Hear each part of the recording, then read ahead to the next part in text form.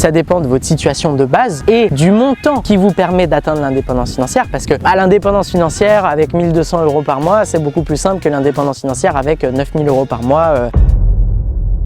Bonjour à tous et bienvenue dans cette nouvelle vidéo YouTube. Dans cette nouvelle vidéo YouTube, je vais répondre à la question comment atteindre l'indépendance financière. Alors l'indépendance financière, c'est justement le moment où vous arrivez à remplacer votre salaire par des revenus issus du patrimoine et issus d'investissement. Et cela vous permet d'avoir justement plus de choix dans votre vie, plus de possibilités de pouvoir soit quitter votre travail pour vivre de ces rentes, ces revenus, soit simplement pouvoir vous dire que vous avez une sécurité, un salaire qui tombe avec les revenus du patrimoine et un salaire issu des revenus du travail. Peut-être vivre avec celui issu du revenu du travail et réinvestir celui issu du revenu du patrimoine pour pouvoir le faire grossir. Et quand vous quitterez votre travail, vous aurez un revenu issu du patrimoine supérieur au revenu issu du travail. Donc avant toute chose, si ce n'est pas déjà fait, abonnez-vous à la chaîne YouTube pour ne rater aucune de mes futures vidéos sur l'immobilier rentable. Alors, comment on atteint l'indépendance financière? Bon, déjà, ce qu'il faut bien comprendre, c'est qu'il n'y a pas de recette magique, il n'y a pas de bâton magique qui va vous permettre de remplacer votre salaire en l'espace de 2 mois. Oubliez les robots traders, oubliez tous ces trucs là, d'accord,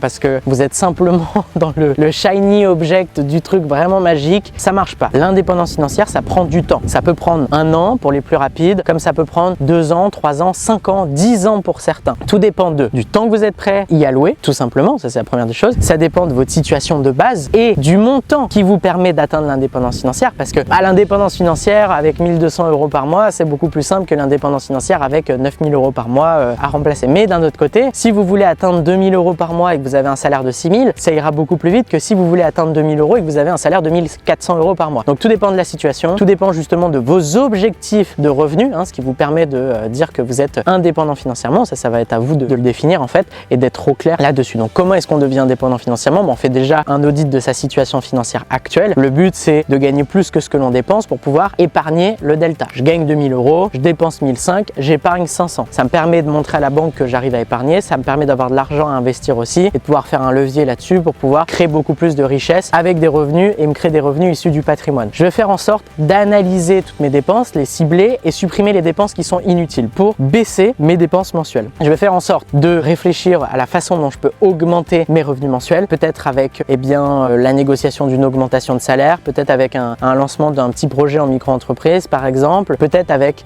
l'achat d'un premier projet immobilier qui vous générait 400-500 € de cash flow. L'étape numéro 1, c'est vraiment de baisser ses charges, chercher à augmenter ses revenus si possible et surtout épargner le delta pour montrer à la banque qu'on gère bien ses finances. La deuxième étape va être de supprimer les dettes. Le taux d'endettement et votre capacité d'emprunt, c'est ce qui va vous permettre d'atteindre votre indépendance financière. Mais si aujourd'hui vous avez un crédit voiture, vous avez un crédit conso pour une télé, il faut les supprimer. Il faut montrer à la banque que vous arrivez à épargner, c'était le point numéro 1, donc être un bon gestionnaire en fait, mais que vous aussi ne vivez pas au-dessus de vos moyens en prenant des crédits conso qui sont des crédits court terme, qui sont très mal vus par les banques pour un financement long terme, parce que si vous prenez des crédits court terme, c'est que vous avez besoin de cash à court terme, donc sur du long terme, on va moyennement vous faire confiance et je comprends complètement les banques. Donc soldez ces crédits-là, vous prenez votre épargne et vous les soldez rapidement. Et ensuite, dès que vous avez soldé toutes vos dettes qui sont des mauvaises dettes, je parle pas de dettes issues d'un bien immobilier qui génère plus que ce qui coûte, là je parle vraiment de dettes issues de passifs tels que des télés, des voitures, des trucs comme ça, on les solde et ensuite on épargne à fond pour se créer du cash. Maintenant que vous avez soldé vos crédits conso, maintenant que vous avez une petite épargne, ce qu'on va faire, c'est qu'on va investir. Donc il y a plein de possibilités en fonction de vos objectifs, en fonction de votre situation, en fonction du montant de votre épargne et de l'épargne que vous êtes prêt à investir. La possibilité la plus intéressante, surtout si vous arrivez à mettre 500 € de côté par mois, ça fait que 6 000 € à l'année. Il faudrait 10 ans pour avoir 60 000 et 20 ans pour avoir 120 000. Donc aller acheter de l'immobilier cash, c'est totalement inutile. Aller investir des actions, pourquoi pas, mais bon, il vous faudrait du coup 120 000, soit 20 ans d'épargne de 500 € par mois pour mettre 120 000 et donc dégager à peu près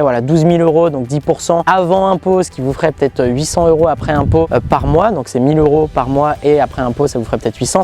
Incroyable, on vit pas avec 800 €. Donc l'immobilier à crédit, vous mettez un apport, 10% du coût d'acquisition global, vous faites du très haut rendement, vous dégagez du cash, vous mettez en place des reports de crédit pour payer la mensualité de crédit plus tard. tard, soit partiel, donc vous payez uniquement les intérêts et l'assurance, soit total, vous payez uniquement l'assurance et vous mettez tout de côté. Et ensuite, vous remettez des apports dans d'autres biens. Vous allez faire fructifier votre capital et votre patrimoine rapidement comme ça. Et ensuite, eh bien, vous allez pouvoir jouir, bénéficier, profiter des revenus que vous vous êtes créés et qui sont issus des revenus de votre patrimoine grâce aux actions que vous avez pu mettre en place dans le passé. Donc ça prend du temps, ça c'est une certitude, mais si vous êtes assidu, si vous êtes régulier, eh bien la question ce n'est pas si vous arriverez à être indépendant financièrement, mais quand est-ce que vous arriverez à être indépendant financièrement. Et la dernière étape qui est pour moi super importante, je pense que si vous suivez des coachs en liberté financière, en finance, en investissement immobilier ou autre, eh bien on vous le répète assez souvent, mais formez-vous, formez-vous. Votre premier actif, c'est pas votre patrimoine, votre premier actif, c'est votre premier actif, c'est vos connaissances, c'est ce que vous savez, puisque demain si vous perdez tout, vous saurez repartir de zéro. Et la connaissance ne se perd pas. Donc